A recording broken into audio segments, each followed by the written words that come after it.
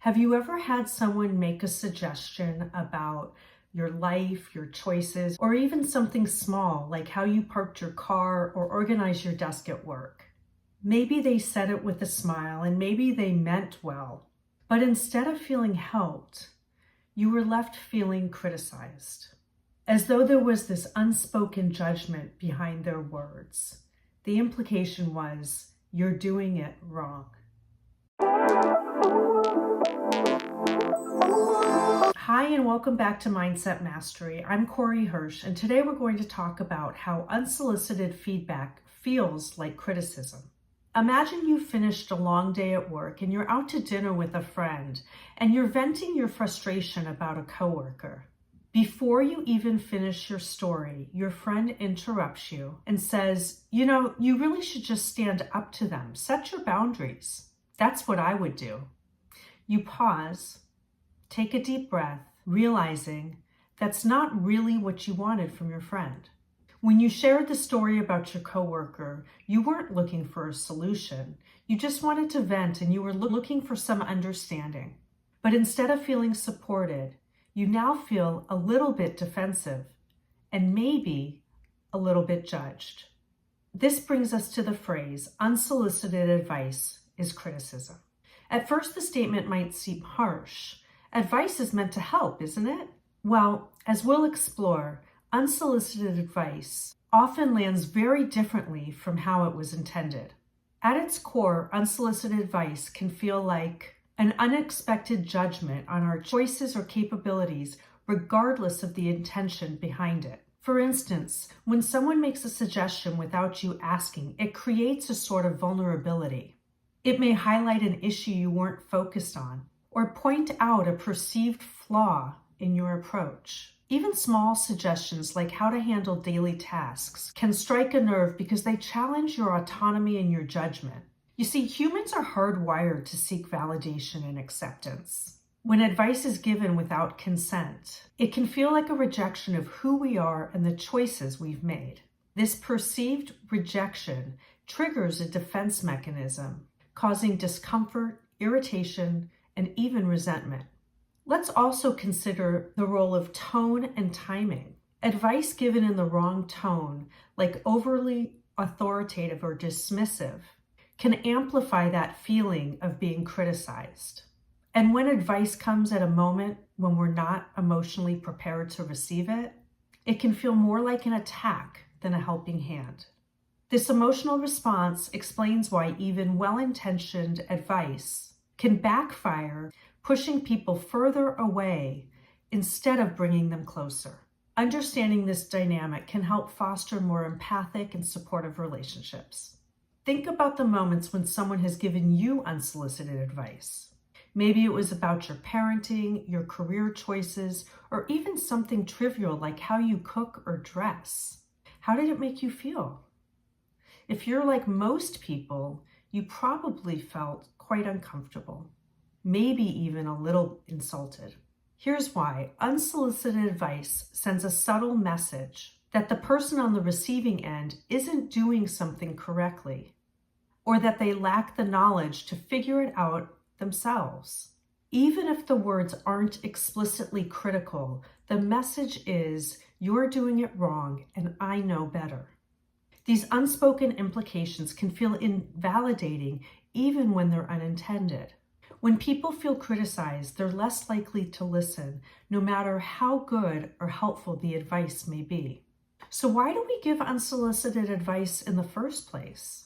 Well, it typically comes from a place of care or a desire to connect. You see someone struggling or in pain, and you want to alleviate their discomfort. Or perhaps you've been in a similar situation and you believe your perspective may save the other person time or effort. So what do we do instead? The answer is very simple. Pause. When you notice the urge to give advice, take a moment to ask yourself these questions. Are they looking for solutions, or do they just need someone to listen? Sometimes people just want to vent or be heard. They're looking for empathy and validation rather than for answers. To contribute to people feeling truly heard and understood, we can practice a few very helpful techniques. One of the most powerful tools in any relationship is active listening paired with genuine curiosity and presence. Here are some steps to active listening. 1. Listen without interrupting. Give the person space to share their thoughts fully without offering solutions or judgments. 2. Validate their feelings. Acknowledge what they're experiencing. For example, you could say, "That sounds very difficult." Or you could say, "I can see how you'd feel that way." 3. Ask open-ended questions. Encourage them to explore their feelings and thoughts further.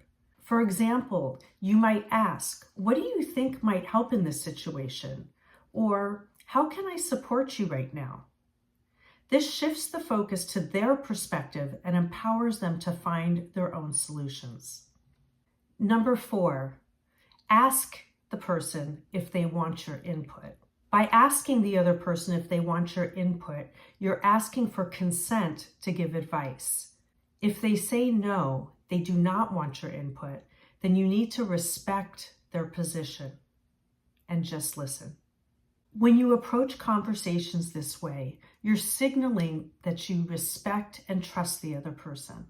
You're saying, "I trust you to navigate your life, and I'm here to support you, not try to fix you."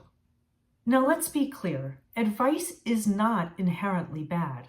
In fact, when somebody actively seeks your guidance, advice can be extremely meaningful and helpful. The difference lies in consent.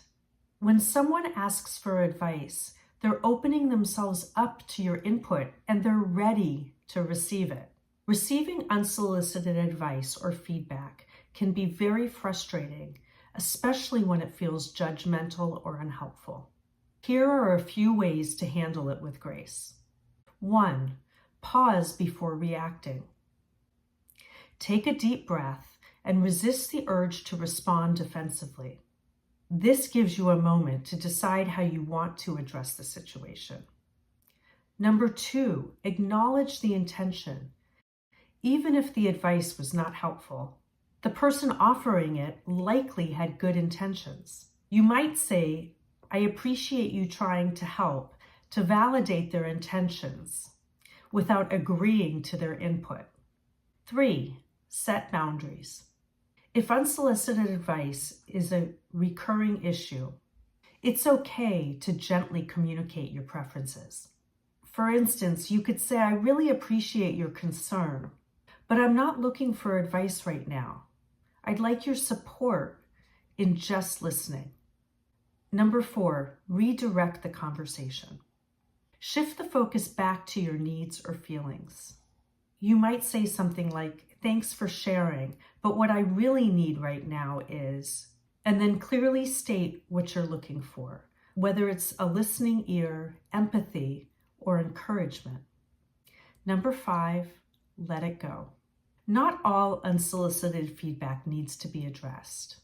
If it's not worth the emotional energy, you can just nod, say thank you, and move on without internalizing their input.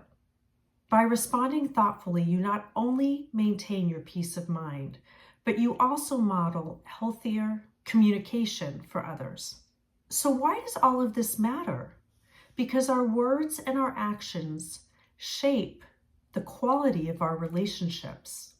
When we shift from giving unsolicited advice to truly listening and supporting, we foster trust, understanding, and deeper connections.